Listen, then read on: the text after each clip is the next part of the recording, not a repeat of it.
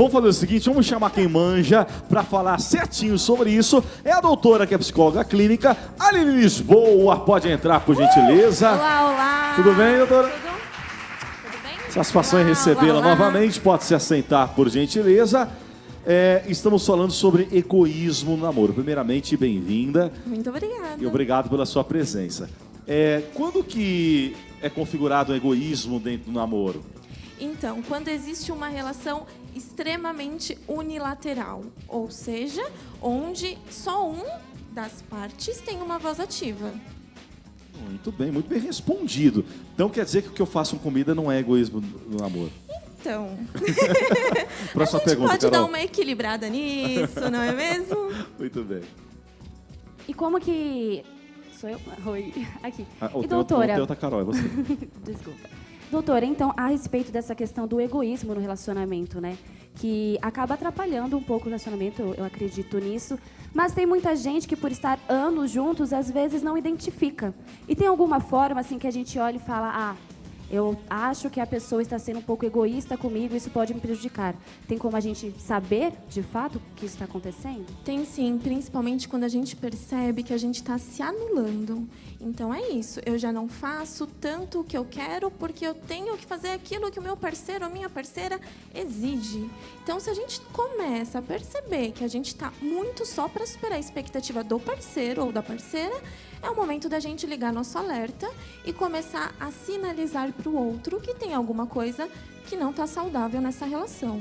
Sim, e já aproveitando essa questão do sinalizar, como que isso pode ser feito, assim? Porque às vezes você fala, aponta para a pessoa, e normalmente ela que já é um pouco egoísta, talvez não aceite tão bem. Como que eu posso já falar para ela sem que ela fique magoada? Então, a gente tem que tomar cuidado com a forma de dizer.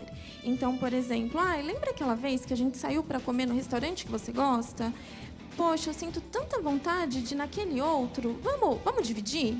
Então, a gente vai aos poucos, não só apontando o erro, porque se a gente aponta o erro do outro, o outro nem vai nos ouvir. Né? Então, apresentar para que a pessoa perceba que ela está fazendo muito mais para si próprio do que essa troca. Sim, muito bem. Perfeito, perfeito. Doutora, uma pergunta aqui da plateia. Sim. Olá, meu nome é William. Quando você vê que o relacionamento, só o lado do relacionamento, a pessoa, você compra, eu quero ir no cinema, eu quero fazer isso, você começa a deixar de fazer essas coisas, e quando você pede para fazer a coisa com a pessoa, eu não tenho tempo, não acho legal. Você já percebe que não há uma reciprocidade, então já chega a ser um caso de egoísmo. Você acha que tem um jeito de tratar isso ainda num relacionamento ou não tem mais jeito? Sempre dá. Sabe? Porque primeiro a gente tem que, como a gente conversou, sinalizar, né? Se o outro percebe que está tendo um comportamento egoísta e topa aceitar que isso é uma falha e que precisa de uma transformação, dá para conversar e resolver isso de uma forma muito tranquila. Mas sabe o que eu fico aqui pensando? Que a gente precisa aprender a dizer não, né? Então, se tudo que o outro diz, a gente diz sim, sim, sim, a gente já tem que ficar atento com isso. Muito bem, é isso aí. Tem outra questão, doutora. E quando esse relacionamento unilateral, como você falou, uma das partes só que acabam ditando, vamos dizer, não dominando, né, mas ditando o ritmo da coisa. Mas e quando a outra parte pede? Porque, de repente, o namoro, ela não tem muita opinião, né? Vamos comer onde? Né? Você que sabe, né? Vamos assistir filme, você que sabe, sempre vai deixando. Isso instiga na outra parte esse egoísmo? Ou cabe também da outra pessoa olhar e falar, não, hoje é você quem vai escolher e ponto final. Onde que está essa questão para se ponderar aí? Então, é muito importante isso, porque se a gente só alimenta esse egoísmo do outro, é aquilo que a gente conversou. A gente vai se anulando e, de fato, a gente nem vai saber para onde a gente quer, porque a gente nunca vai a partir do nosso gosto. Então, é importante que, em alguns momentos, tudo bem falar, não sei, você escolhe, mas a gente tem que se apropriar do nosso papel nessa relação. E se colocando, a forma como a gente fala é muito importante também, sempre com muito respeito, com muito carinho. Só que o problema do egoísta é que ele está sempre olhando para si, olhando para si. Por isso que dizer não, o outro fala, opa, por que você disse não? Então vamos conversar sobre isso. Mas as duas partes precisam dialogar.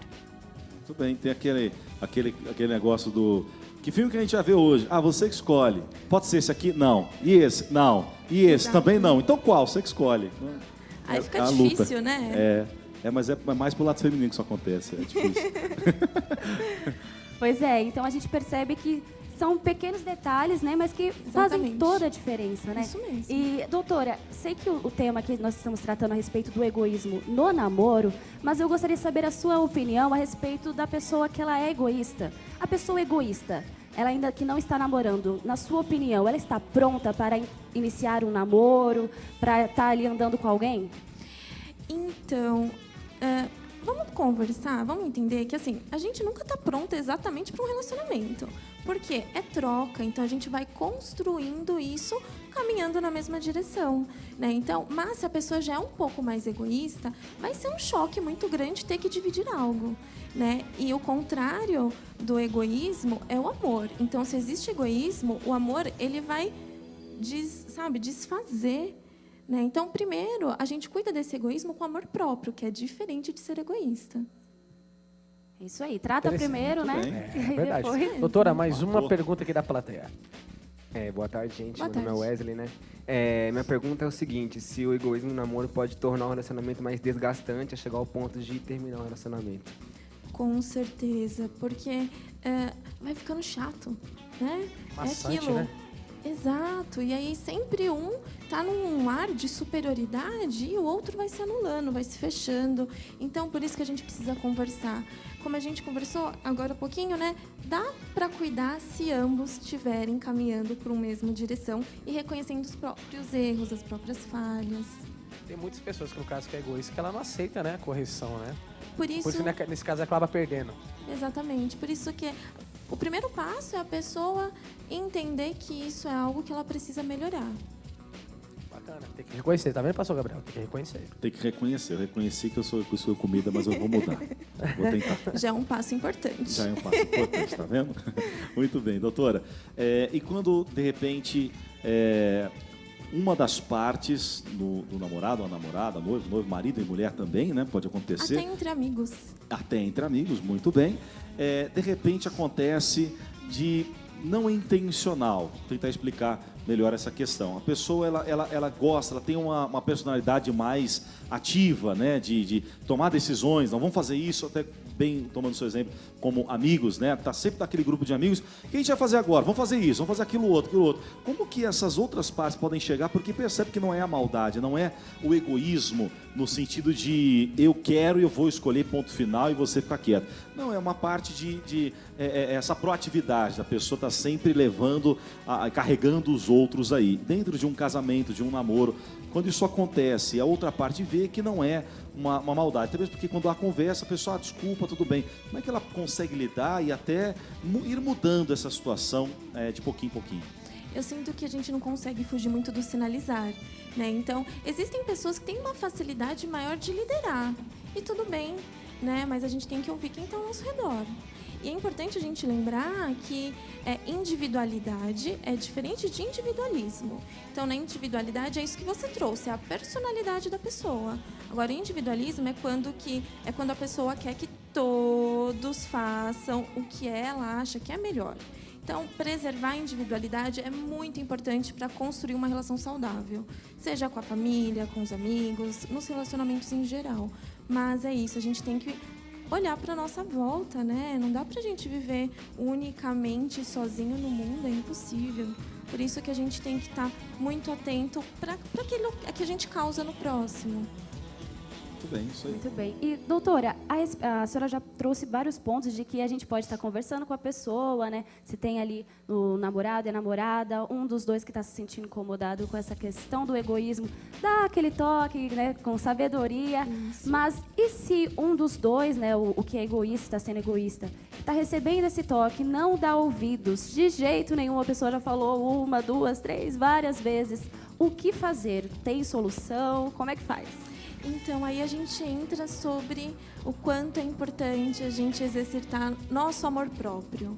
Então, até que ponto vale a pena a gente estar numa relação onde tem tanto desgaste, E que você não é vista, você não é ouvida, você não pertence à relação, porque a relação é só dessa única pessoa.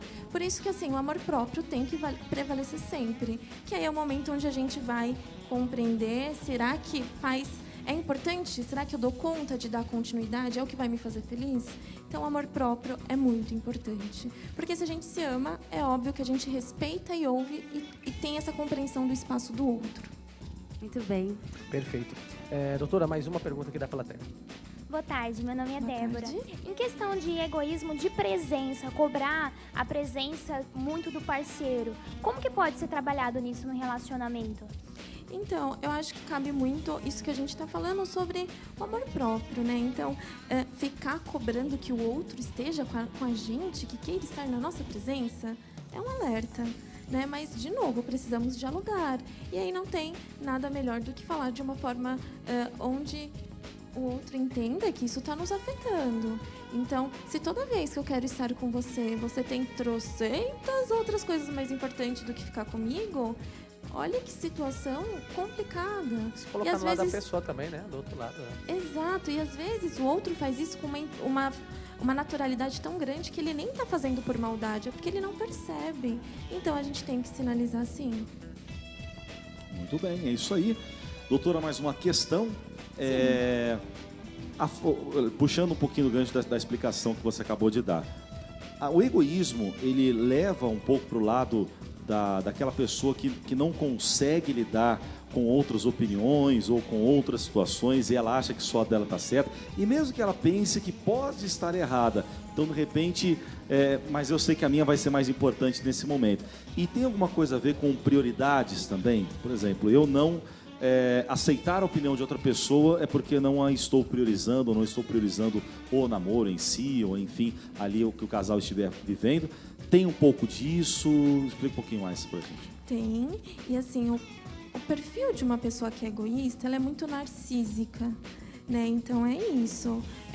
Como que o outro vai ser prioridade se o que eu tenho na minha vida é 1000 vezes mais importante? Então é muito complicado e muito delicado. Claro que assim, tem níveis de egoísmo, né? Tem um nível mais tranquilo, que eu acho que cada um de nós, em algum momento, a gente vai se deparar. E o segredo é isso, a gente olhar e perceber que nós estamos errando e que estamos disponíveis para mudar. E aí tem graus que são mais severos, que a gente pode até entrar em questão mais de patologia, né? Então, pessoas que vêm com um transtorno borderline, tem essa questão do egoísmo muito presente, pensando numa intensidade muito maior, psicopata, não tem culpa, não tem esse olhar de empatia para o outro. Então, tem níveis, mas como a gente conversou, no dia a dia dá pra gente cuidar sim. Só que a gente tem que estar atento ao nosso comportamento também, né? De novo, é esse olhar voltado para si, porque senão a gente não sobrevive nessa sociedade. Se todo mundo olha para si, onde vão as trocas, as relações? Não existe coletividade. Não existe. A gente precisa entender que somos partes de um todo. Muito bem, é isso aí. Vamos ser menos egoístas, ou menos não, vamos não ser, né? Menos acho que a gente já é. É melhor a gente abrir mão aí algumas vezes das nossas vontades e começar a olhar um pouco mais para o próximo e para nós mesmos também, ver onde estamos errados e nos corrigir, assim como disse a doutora, que nós agradecemos muito a sua participação e presença e peço para deixar os seus contatos, por favor. Claro, quem quiser conhecer um pouquinho mais do meu trabalho, vocês podem me encontrar no Face, no Insta, como lises.psicologia e através do número de contato 11 96811 5714. Muito bem, mais uma vez, obrigado.